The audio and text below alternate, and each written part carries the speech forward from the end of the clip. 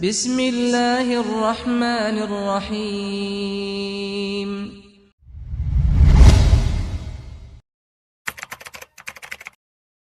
Bismillahirrahmanirrahim. Assalamualaikum warahmatullahi wabarakatuh.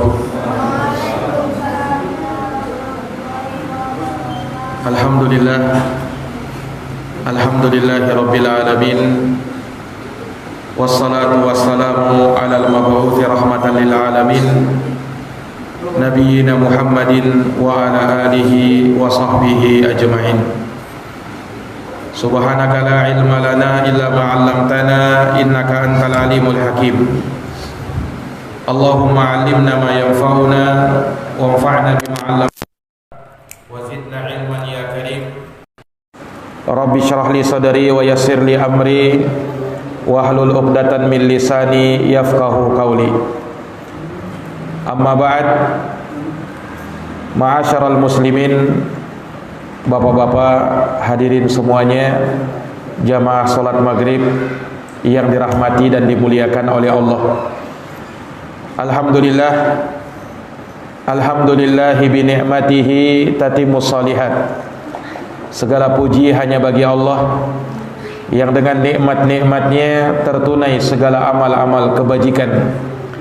Salawat dan salam semoga terhatur limpahkan kepada junjungan kita Nabi Agung, Nabi besar Muhammad sallallahu alaihi wasallam, kepada keluarga dan para sahabat serta orang-orang yang senantiasa meniti jalannya sampai hari kiamat. Ma'asyaral muslimin, jamaah salat maghrib yang dirahmati oleh Allah,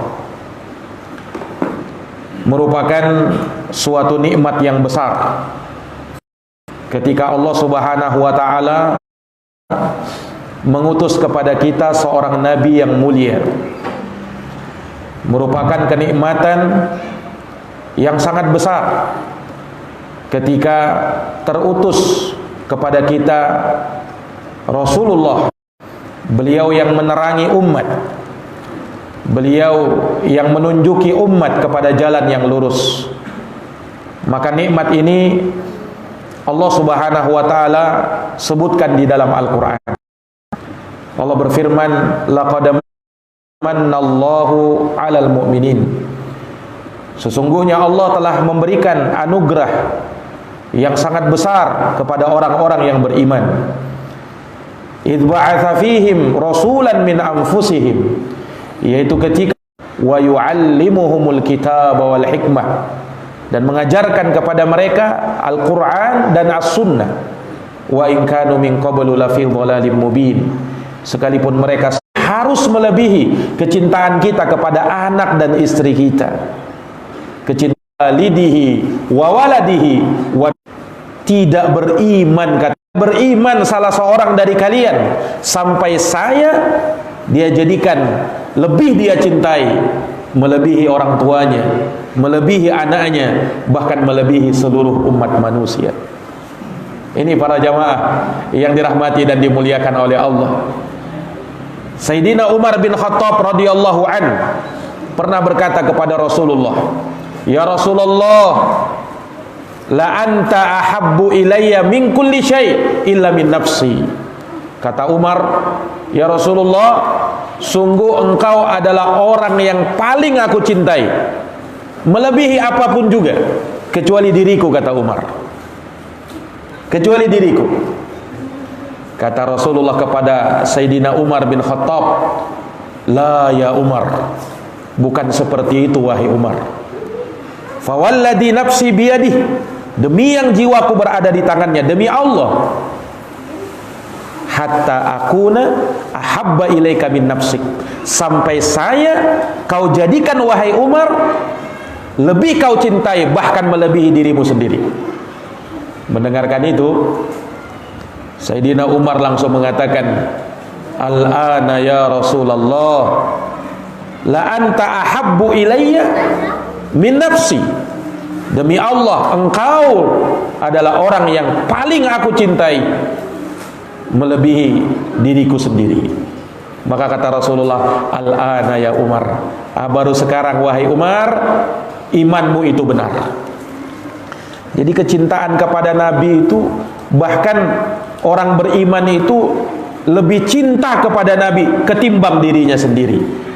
Nyawa ini terlalu murah kalau dibandingkan dengan Rasulullah sallallahu alaihi wasallam, kebesaran, keagungan dan kemuliaan baginda Rasulullah sallallahu alaihi wasallam. Para jamaah yang dirahmati dan dimuliakan oleh Allah, kecintaan ini adalah ibadah. Makanya mencintai Nabi ibadah kepada Allah. Ketika kita mencintai Nabi, maka diharapkan kelak kita akan dikumpulkan bersama Nabi. Minimal kita bisa dapat syafaatnya Nabi. Makanya pernah ada salah seorang Arab Baduy. Arab Baduy itu Arab gunung, datang kepada Nabi sallallahu alaihi wasallam, kemudian bertanya kepada Nabi, "Ya Rasulullah, mata sa'ah?" Ya Rasulullah, kapan kiamat itu tiba? Rasul SAW tak jawab pertanyaan Arab Baduy itu. Tapi lantas Nabi bertanya, "Fama a'datta laha?" Tidak penting kau bertanya tentang kapan kiamat itu tiba, tapi yang terpenting, apa persiapan kamu menghadapi kiamat itu? Karena kiamat itu pasti akan terjadi. Adapun kapannya itu rahasia Allah. Sehingga bukan hal yang penting kamu mengetahui kapan kiamat itu tiba, tapi yang terpenting persiapan kamu menghadapi hari kiamat. Apa persiapan kamu? Maka kata Arab Baduy ini, "Ya Rasulullah, aku tidak mempunyai persiapan dengan banyak sholat, banyak puasa, atau banyak sodako. Tidak ya Rasul. Walakinni uhibbullaha wa rasulah." Tetapi ya Rasul, aku ini cinta kepada Allah dan Rasulnya. Aku tak punya banyak sholat, aku tak punya banyak puasa, aku tak punya banyak sedekah, tapi aku cinta kepada Allah dan Rasulnya. Maka Rasulullah bersabda, "Anta ma'aman ahbabta." Kamu akan dikumpulkan kelak bersama dengan orang yang kau cintai.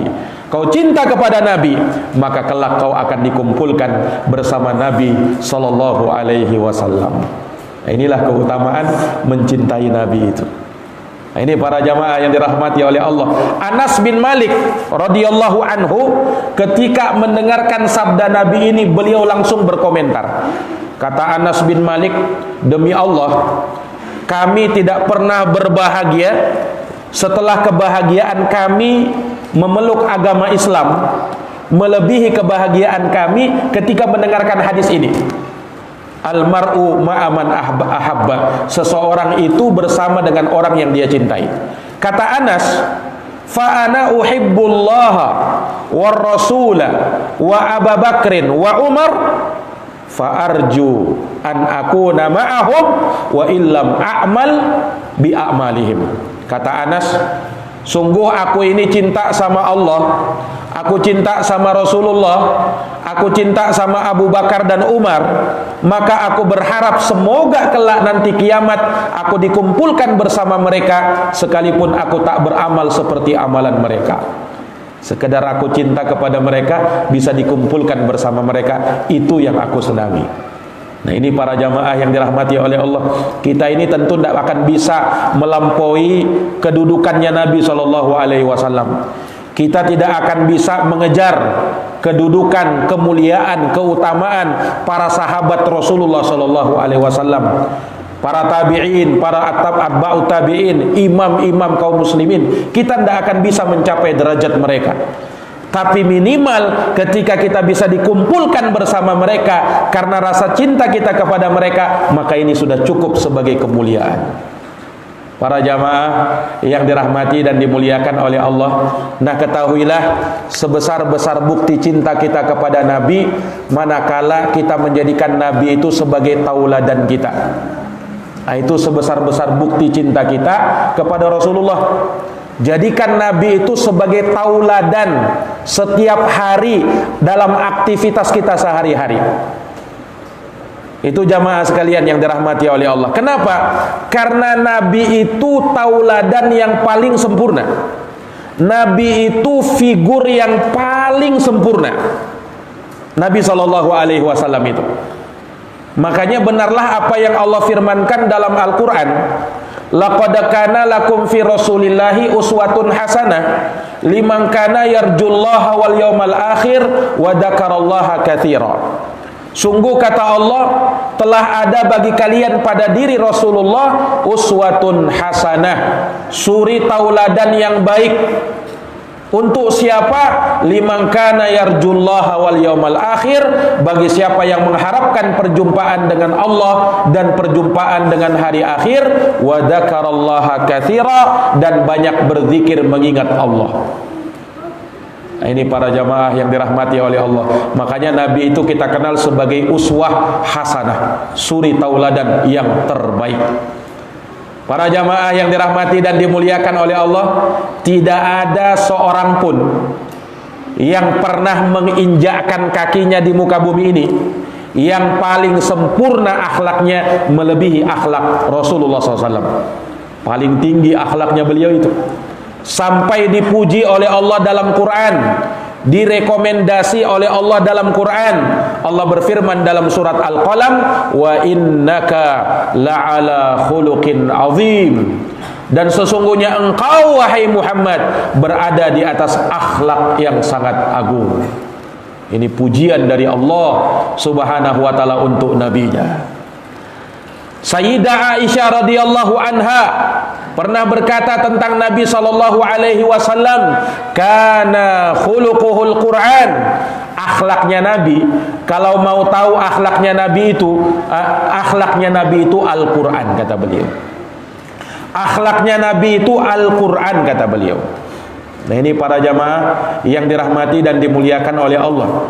Kita tentu tahu kemuliaan akhlak itu. Nabi SAW di antara misi terutusnya beliau, buistu liutammima makarimal akhlak. Aku diutus, kata Nabi, untuk menyempurnakan akhlak yang mulia. Maka umat Islam adalah umat yang harusnya berakhlak, umat yang paling berakhlak. Semakin dekat dia dengan Nabi, semakin dia mencontoh Nabi, semakin dia mentauladani Nabi, maka dia orang yang paling berakhlak. Karena Nabi orang yang paling berakhlak. Dan Nabi SAW menjamin dengan surga di tingkatan yang paling tinggi bagi orang yang berakhlak. Kata Nabi SAW, ana za'imun fi baitin fi rabadil jannah liman tarakal mira wa in kana muhiqqa. Aku jamin, kata Nabi, sebuah rumah di tepi surga bagi siapa yang meninggalkan perdebatan walaupun dia dalam pihak yang benar. Wa ana za'imun bi baitin fi wasatil jannah liman tarakal kadhib wa in kana maziha. Dan aku jamin, kata Nabi, dengan surga, dengan rumah di tengah-tengah surga bagi orang yang meninggalkan dusta walaupun cuman main-main, walaupun cuman bercanda. Wa ana za'imun bi baitin fi a'lal jannah liman hasuna khuluquh. Dan aku jamin, kata Nabi, dengan rumah di surga yang paling tinggi bagi orang yang paling bagus akhlaknya. Subhanallah. Nah, ini para jamaah yang dirahmati dan dimuliakan oleh Allah Subhanahu wa ta'ala. Makanya jadilah orang berakhlak. Ingin mengikuti Nabi, ingin cinta kepada Nabi, dan bukti cinta kepada Nabi, berqudwah dengan Nabi, mentauladani Nabi. Dan diantara hal yang paling nampak pada Nabi SAW itu adalah akhlak beliau. Orang-orang Pak masuk Islam di masa Nabi SAW banyak-banyaknya bukan karena melihat mukjizat Nabi, bukan karena melihat mukjizat Nabi. Nabi punya mukjizat yang sangat banyak, tapi kebanyakannya justru masuk Islam bukan karena itu, tapi mereka masuk Islam karena melihat akhlaknya Nabi, karena melihat akhlaknya Nabi. Ini para jamaah sekalian yang dirahmati dan dimuliakan oleh Allah. Nabi itu memang sudah dikenal, bahkan sebelum beliau terutus saja orang-orang Arab menggelari Nabi sebagai Al-Amin, orang yang sangat jujur lagi terpercaya. Itu Nabi. Belum terutus itu beliau, belum diangkat menjadi nabi dan rasul itu beliau. Sudah digelari sebagai Al-Amin, orang yang terpercaya. Ucapannya tidak pernah dusta, ucapannya selalu benar, ucapannya selalu jujur. Ketika Nabi diangkat menjadi Nabi dan Rasul, maka akhlak itu semakin sempurna pada diri Nabi Sallallahu Alaihi Wasallam. Para jamaah yang dirahmati dan dimuliakan oleh Allah Subhanahu Wa Taala, maka ini menunjukkan akan kedudukan akhlak. Dan Nabi kita Muhammad SAW orang yang paling berakhlak. Maka menteladani Nabi Sallallahu Alaihi Wasallam, teladani akhlak beliau.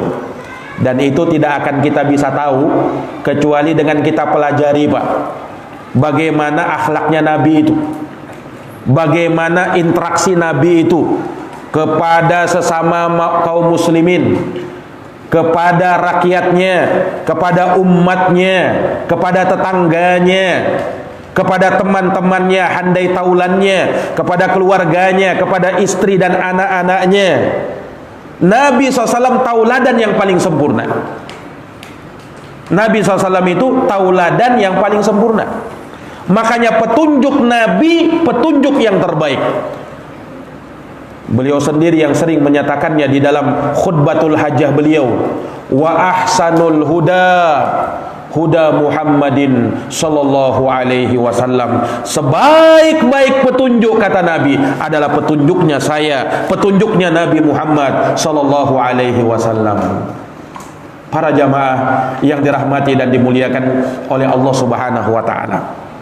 Kalau kita memperhatikan akhlaknya Nabi, Pak, akhlaknya Nabi itu kita bisa klasifikasikan menjadi dua. Yang pertama, akhlaknya Nabi kepada Allah.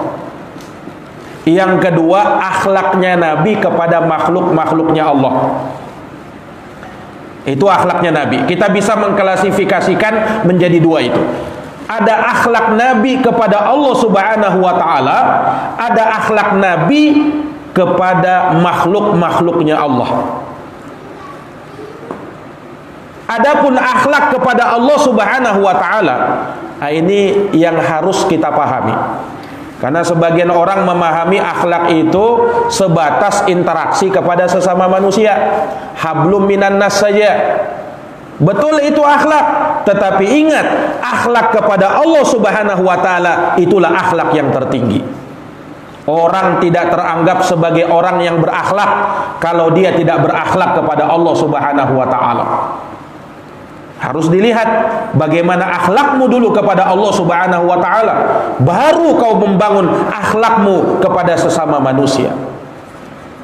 Artinya jamaah sekalian yang dirahmati oleh Allah, kalau ada orang dia berakhlak kepada orang lain, murah senyumnya, suka bantu orang, suka berbuat baik sama orang, hablum minan nasnya masya Allah, tapi hablum minallahnya rusak.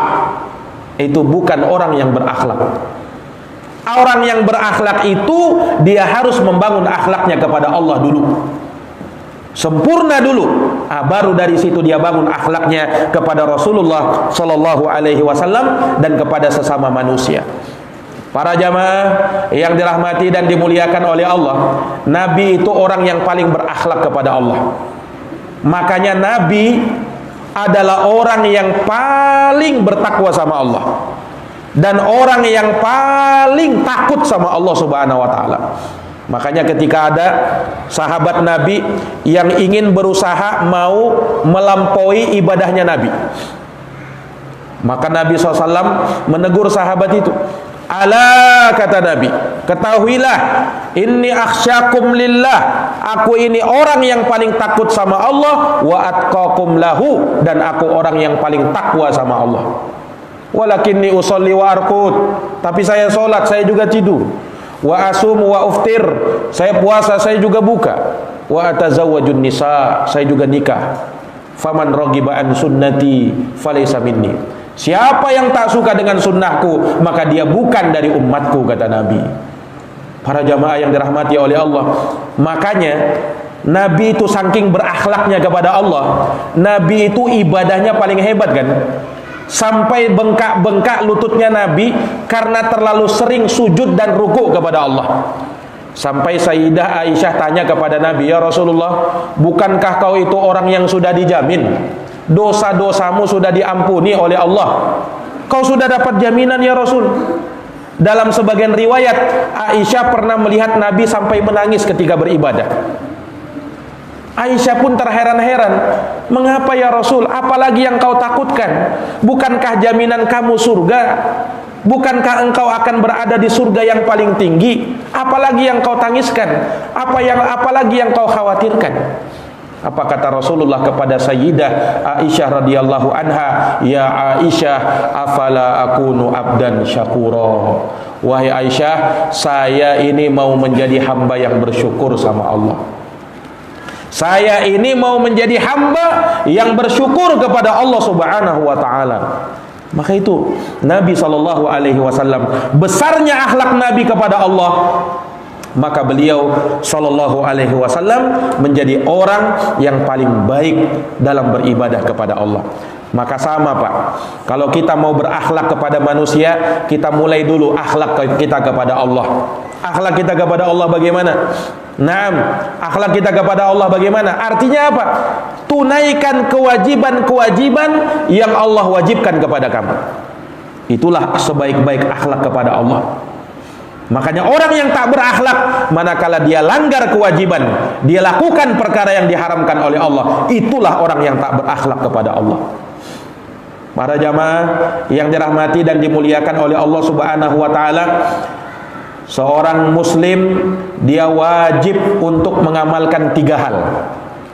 Pertama, kalau dapat nikmat harus syukur kepada Allah. Kedua, kalau dapat musibah mesti sabar menghadapi musibah. Yang ketiga, kalau jatuh dalam dosa wajib segera beristighfar dan taubat sama Allah. Kehidupan manusia akan berputar pada hal-hal yang demikian. Bisa jadi dia dapat nikmat. Orang yang dapat nikmat dia tidak sombong, dia lantas bersyukur kepada Allah Subhanahu wa taala. Bisa jadi dia dapat musibah. Orang beriman dia tidak suudzon sama Allah, tidak berburuk sangka sama Allah. Dia bersabar, ini ujian, ini akan menghapus dosa-dosa saya. Ketika dia jatuh dalam dosa, jatuh dalam kemaksiatan, segera tobat kepada Allah. Dia tidak tunda-tunda tobatnya kepada Allah. Itu dari perkara kewajiban yang harus diamalkan oleh setiap muslim dan muslimah. Nah, ini para jamaah yang dirahmati dan dimuliakan oleh Allah Subhanahu wa taala. Ini akhlak kepada Allah Subhanahu wa taala. Jadi sekali lagi, kalau kita mau menteladani Nabi sallallahu alaihi wasallam, teladani Nabi sallallahu alaihi wasallam akhlaknya kepada Allah. Orang yang paling sempurna ibadahnya sama Allah.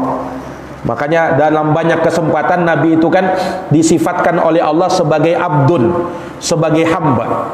Lihat dalam peristiwa Isra dan Mi'raj, Nabi SAW disebut oleh Allah dalam Quran di surat Al-Isra, Subhanalladzi asra bi abdihi lailan minal masjidil haram ilal masjidil aqsa.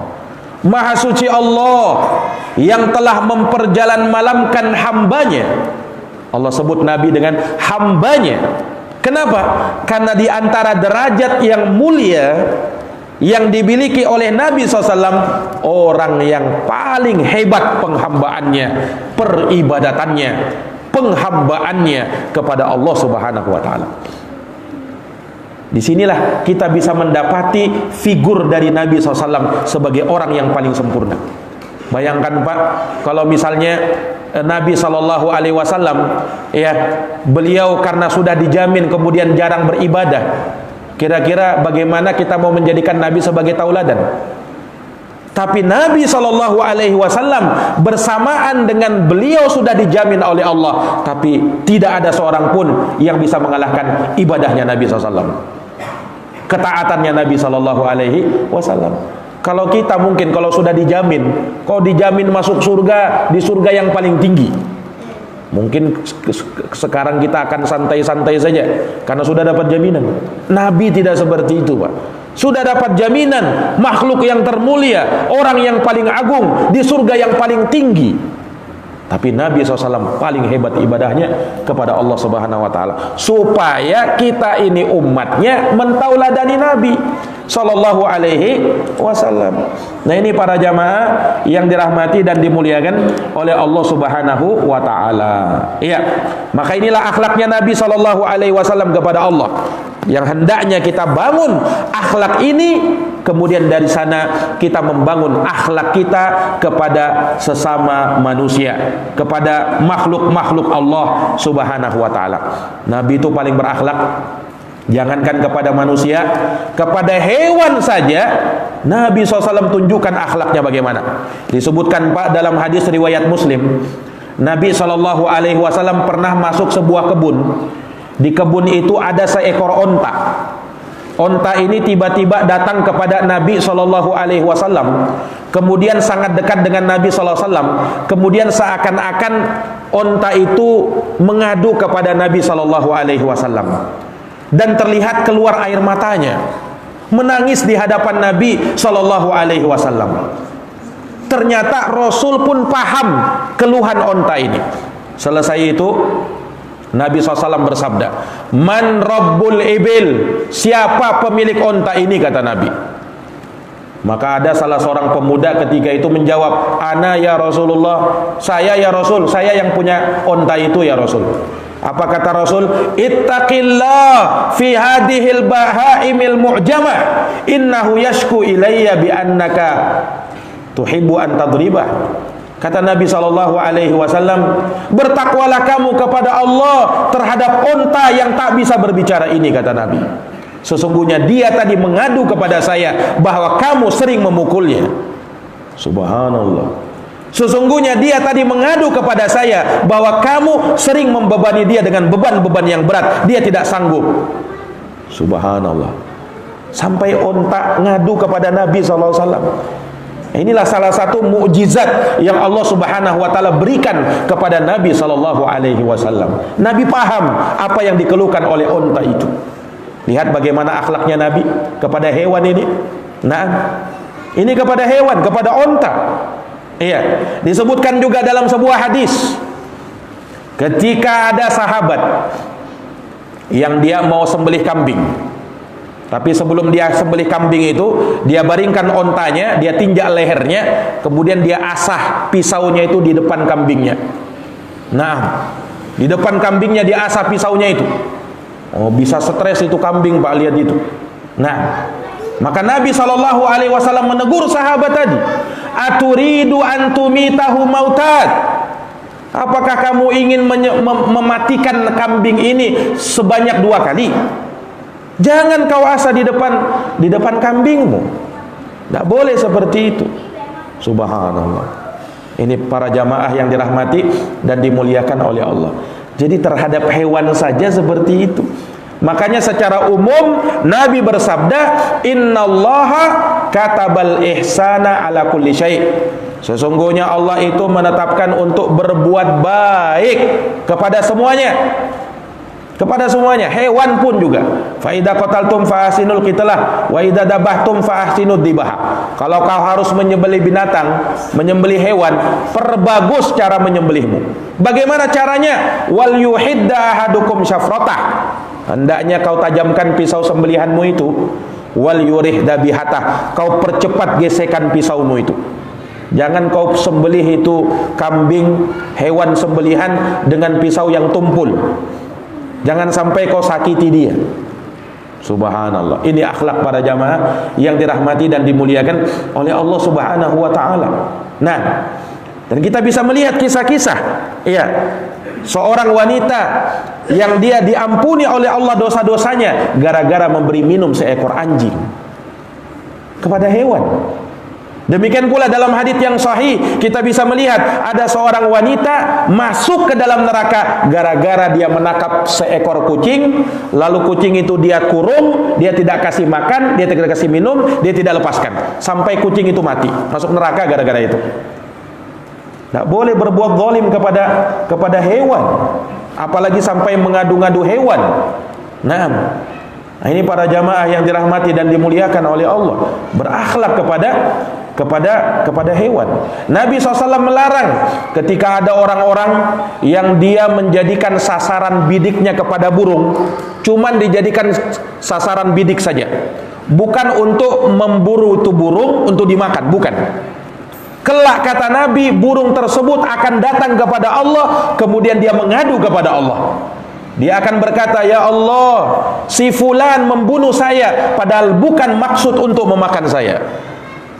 Kalau kau misalnya berburu, ya, kau tembak itu burung dengan membaca bismillah untuk kau makan, nah itu dibolehkan yang seperti itu, berburu namanya.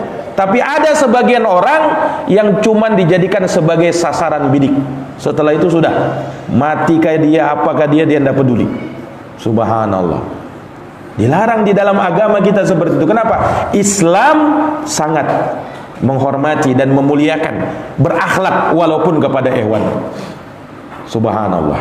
Para jamaah yang dirahmati oleh Allah, nah, kalau Islam saja itu sangat berakhlak walaupun kepada hewan, apalagi kepada manusia. Apalagi kepada manusia. Subhanallah. Agama kita ini betul-betul rahmatan lil alamin, rahmat untuk semesta alam. Makanya sungguh sangat besar kedustaan ketika ada yang menuduh Islam itu agama teroris, suka menumpahkan darah manusia. Jangankan manusia, hewan saja itu Islam tidak berani, nah, untuk berbuat zalim kepada hewan, apalagi kepada manusia. Ini para jamaah yang dirahmati dan dimuliakan oleh Allah. Dari situ kita bisa tahu ketika Nabi berakhlak kepada hewan, kepada manusia lebih-lebih lagi. Kita mulai dari orang kafir, ya, orang tak beriman. Nabi itu orang yang berakhlak kepada orang, bahkan kepada orang yang tak beriman sekalipun. Karena memang kita di dalam agama ini, ya, la yanhakumullahu 'anil ladzina lam yuqatilukum fid din wa lam yukhrijukum min diyarikum an tabarruhum. Allah tidak larang kamu terhadap orang-orang yang tak memerangi kamu di dalam agama, ya, kepada orang-orang kafir yang tak beriman itu, yang tidak memerangi kamu dalam agama dan tidak mengusir kamu dari kampung halaman kamu. Allah tidak larang kamu kalau kamu berbuat baik sama dia. Allah tidak larang kita berbuat baik walaupun kepada orang yang non muslim, kepada yang bukan dari kalangan kaum muslimin. Nah, justru Islam disuruh berbuat baik kepada mereka. Subhanallah. Para jamaah yang dirahmati dan dimuliakan oleh Allah Subhanahu wa taala. Makanya pernah disebutkan dalam sebuah hadis bahwasanya disebutkan dalam sebuah hadis Rasul sallallahu alaihi wasallam menyebutkan wa khaliqin nasa bi khuluqin hasan. Bergaullah dengan manusia dengan akhlak yang baik. Nabi tidak katakan berakhlaklah kepada orang beriman saja, berakhlaklah kepada orang yang sholat saja, berakhlaklah kepada yang muslim saja. Tidak, tapi kepada manusia, baik dia muslim maupun dia kafir, baik dia beriman walaupun tak beriman, walaupun tak beriman. Subhanallah. Pernah dalam suatu cerita disebutkan dalam hadis riwayat Imam Bukhari, ada seorang Yahudi, Pak, tetangganya Nabi seorang Yahudi. Yahudi ini sering sekali mengganggu Nabi, sering sekali menyakiti Nabi SAW. Nabi SAW tidak membalas, karena Nabi itu orangnya tak mau membalas kejelekan dengan kejelekan yang serupa. Idfa' billati hiya ahsan, prinsipnya Nabi itu. Balaslah perbuatan jelek dengan kebaikan. Ini Yahudi ini selalu mengganggu Nabi, selalu menyakiti Nabi, dan dia tetangganya Nabi. Nah, subhanallah, tapi Nabi tetap berbuat baik kepada dia. Sampai disebutkan suatu ketika anak si Yahudi ini mau meninggal, berada dalam sakarat, Nabi jenguk, Pak. Nabi tengok, Nabi besuk anaknya tadi, si Yahudi yang suka mengganggu Nabi ini. Nah, Nabi melihat anak tersebut, ya, sudah tersengal-sengal nafasnya. Nabi SAW menghampiri anak tersebut. Kemudian Nabi dekat dengan anak tersebut. Kemudian Nabi SAW mengajak anak ini untuk masuk kepada Islam. Kata Nabi, ya gulam, qul la ilaha illallah tunjika minan nar. Wahai anakku, ucapkan la ilaha illallah, itu akan menyelamatkan kamu dari api neraka. Nabi berkata seperti itu, bapaknya di sampingnya. Bapaknya Yahudi yang menyakiti Nabi tadi. Nabi tidak ragu-ragu kalau berdakwah, Pak. Kata Nabi, ucapkan la ilaha illallah, akan selamat kau dari api neraka. Anak ini, dia tengok bapaknya. Maksudnya dia minta persetujuan, bapaknya setuju atau tidak. Nah, Nabi ulangi lagi, ya gulam, qul la ilaha illallah tunjika minan nar. Wahai anakku, ucapkan la ilaha illallah, itu akan menyelamatkan kamu dari api neraka. Lagi-lagi anak ini menengok kepada bapaknya, melihat persetujuan bapaknya, setuju enggak kalau saya masuk Islam ini? Naam, subhanallah. Lihat ini ajakan Nabi SAW. Dan ini pernah beliau lakukan juga kepada pamannya Abu Thalib. Ketika Abu Thalib berada dalam sakaratul maut, Nabi datang. Kemudian mendakwahi pamannya Abu Thalib, ya am, wahai pamanku, qul la ilaha illallah, katakan la ilaha illallah, kalimatan uhajulaka biha indallah. Itu kalimat yang aku jadikan sebagai bukti dan saksi bagimu nanti di hadapan Allah. Tapi sayangnya, di samping Abu Thalib sudah ada dua pentolan kafir Quraisy, yaitu Abu Jahal dan Abdullah bin Abi Umayyah. Nabi berucap seperti itu, Abu Jahal bilang begini, ya Abu Thalib, atarghabu an millati Abdul Muttalib? Hei Abu Thalib, apakah kamu sudah benci dengan agama nenek moyang kita, agamanya Abdul Muttalib? Dipengaruhi Abu Thalib, Pak. Dipengaruhi Abu Thalib. Nah, diingatkan dengan agama nenek moyang. Karena dulu orang-orang Arab jahiliyah sangat fanatik dengan agama nenek moyang. Tidak bisa lepas mereka itu. Kalau sudah dibilang ini nenek moyangku, ini agama nenek moyang, mereka akan pegang. Tidak peduli Islam menyelisihinya. Nah, itu dulu orang-orang jahiliyah dulu. Makanya ketika mereka diajak kepada Islam, apa kata mereka? Kami hanya akan ikut nenek moyang kami. Cinta sama nenek moyang bukan hal yang tercela. Tetapi kalau kau ikut kepada agama kekafiran, ini yang tercela.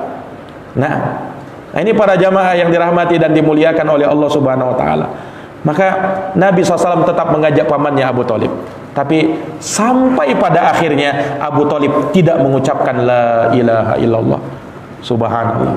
Dalam keadaan Abu Thalib membela Nabi SAW, tapi hidayah memang di tangan Allah Subhanahu wa taala. Tapi subhanallah, lihat anak Yahudi yang diajak Nabi ini di depan bapaknya, yang bapaknya itu sering menyakiti Nabi, sering mengolok-olok Nabi. Nabi tidak ragu, wahai anakku, ucapkan la ilaha illallah, kau akan selamat dari api neraka. Anak itu nengok bapaknya, Pak, bapakku setuju atau tidak? Subhanallah, orang Yahudi ya, Yahudi itu punya ilmu sebenarnya, tahu kebenaran Nabi, tapi karena hasadnya dia tolak Nabi. Tapi dalam kasus ini bapaknya tadi berkata apa? Ati Abul Qasim. Kata bapaknya, wahai anakku, ikuti apa yang disebutkan, apa yang dibilang oleh Abul Qasim. Abul Qasim itu kunyahnya Nabi, maksudnya Nabi Muhammad SAW. Orang Yahudi panggil Nabi dengan Abul Qasim. Tidak mau dia panggil Nabi Rasulullah atau Nabiullah, tidak mau mereka. Ati Abul Qasim, taati Abul Qasim. Subhanallah. Maka anak tersebut mengatakan, asyhadu an la ilaha illallah wa annaka rasulullah. Aku bersaksi tidak ada Tuhan yang patut disembah kecuali Allah, dan bahwa engkau adalah utusan Allah.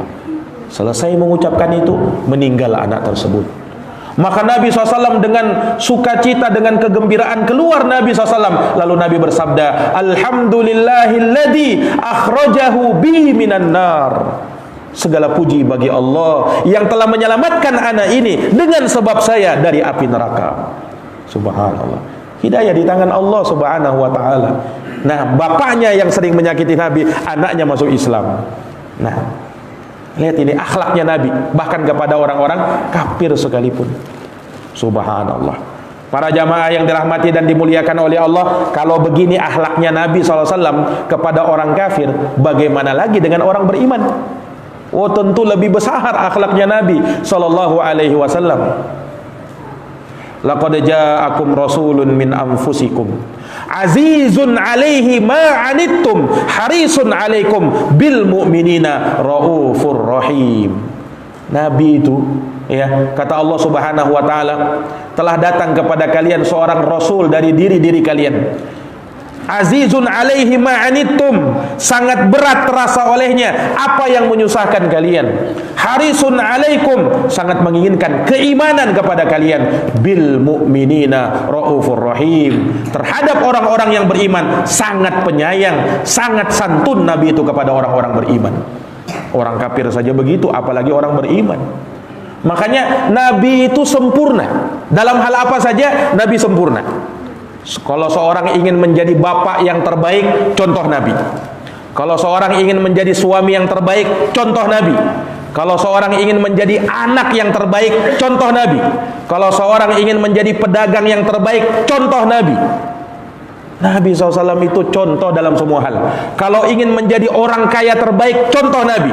Kalau menjadi orang miskin yang terbaik, contoh Nabi Sallallahu Alaihi Wasallam. Sempurna. Makanya Nabi SAW itu ada dalam semua hal. Subhanallah. Nah, ini para jamaah yang dirahmati dan dimuliakan oleh Allah. Nabi sangat sayang sama anak-anak kecil. Pernah disebutkan kepada cucunya Hasan dan Husain, Nabi datang, Nabi cium Hasan dan Husain. Ada di situ sahabat yang bernama Aqra bin Habis At-Tamimi. Dia berkata apa? Innali asyratan minal walad, sungguh aku punya 10 orang anak, ma qabbaltu minhum ahada, aku tak pernah mencium anakku itu. Kata Aqra bin Habis. Maksudnya apa? Ingin menunjukkan bahwasanya ya, yang tegas itu tidak perlu yang seperti itu. Apa kata Nabi SAW melihat Aqra bin Habis berkata begitu? Man la yarham la yurham. Siapa yang tidak menyayangi, dia tidak akan disayangi, kata Nabi. Siapa yang tidak merahmati, dia tidak akan dirahmati oleh Allah Subhanahu wa taala. Islam itu rahmat. Nah, Islam itu menebarkan kasih sayang. Islam itu agama yang penuh belas kasihan. Nah, ini para jamaah yang dirahmati dan dimuliakan oleh Allah. Nabi kepada istri-istrinya adalah suami yang terbaik. Makanya Nabi pernah bersabda, khairukum li ahli wa ana khairukum li ahli. Sebaik-baik kalian, kata Nabi, adalah yang terbaik kepada istrinya, dan saya adalah orang yang terbaik kepada istriku. Maka jangan sampai kita ini bisa berakhlak kepada orang lain, tapi kepada istri sendiri, oh, dia tidak berakhlak, dia tidak tunjukkan akhlaknya kepada istrinya. Jangan sampai seperti itu. Nah, ini Nabi ingatkan, keluargamu lebih pantas untuk mendapatkan akhlakmu sebelum yang lainnya. Maka berakhlak dulu kepada keluargamu, berakhlak dulu kepada anakmu, berakhlak dulu kepada istrimu, berakhlak dulu kepada kedua orang tuamu. Para jamaah yang dirahmati oleh Allah, Nabi SAW seorang anak yang sangat bakti sama kedua orang tuanya. Nah, makanya Nabi SAW sering memerintah para sahabat, memotivasi sahabat untuk memuliakan orang tuanya. Ada Pak sahabat ketika itu jauh-jauh dia datang kepada Nabi, hijrah kepada Nabi. Kemudian dia berkata, ya Rasulullah, saya datang kepadamu capek-capek, saya jauh-jauh saya dari sana datang kepadamu Nabi, saya berhijrah kepadamu. Nah, saya tinggalkan orang tuaku sedang menangis mereka di sana, tapi saya pilih engkau ya Rasulullah. Apa kata Rasul kepada orang ini, kepada pemuda ini? Irji ilaihima, kau kembali kepada kedua orang tuamu, wa adhikhuma kama qad abkaitahuma. Buat kedua orang tuamu tertawa sebagaimana kau telah membuat dia menangis, kata Nabi. Jadi sahabat ini seakan-akan dia berbangga. Nah, saya datang kepadamu ya Rasul, walaupun saya tinggalkan orang tuaku menangis. Nabi suruh kembali kamu. Buat orang tuamu tertawa sebagaimana kau telah membuat dia menangis. Akhlak itu kepada kedua orang tua itu harus kita utamakan. Orang yang terbaik, orang yang paling pantas untuk kita berakhlak kepadanya adalah ibumu, kemudian bapakmu. Kata Nabi SAW. Nah, ini para jamaah yang dirahmati dan dimuliakan oleh Allah, maka Nabi SAW adalah orang yang paling sempurna. Nah, karena waktu yang membatasi kita, mungkin demikian yang bisa kami paparkan terkait dengan pembahasan ini. Semoga bermanfaat, semoga bisa menjadi hikmah bagi kita semuanya, menjadi ketakwaan dan penambah keimanan kepada kita. Jazakumullah khairan katsiran atas perhatiannya. Mohon maaf atas segala kekurangannya. Kita akhiri dengan doa kafaratul majlis. Subhanakallahumma wa bihamdika asyhadu an la ilaha illa anta astaghfiruka wa atubu ilaik. Wassalamualaikum warahmatullahi wabarakatuh.